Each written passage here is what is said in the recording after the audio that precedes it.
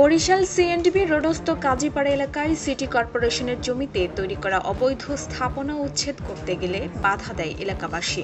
পরে স্থানীয়দের সাথে যোগ দেয় বিএনপির বরিশাল মহানগর শাখার সিনিয়র যুগ্ম আহ্বায়ক আফরোজা খানম নাসরিন এবং বাসদ এর বরিশাল মহানগর শাখার সাধারণ সম্পাদক ডাক্তার মনীষা চক্রবর্তী। এ সময় নেতৃত্বই বলেন, আগে রাস্তার মধ্যে অবৈধভাবে তৈরি করা পার্ক অপসারণের ব্যবস্থা করতে হবে, এরপরে এ সকল গরিব চা দোকানি পান দোকানিদের উচ্ছেদ করতে হবে, অন্যথায় সাধারণ জনগণ এটা মেনে নেবে না।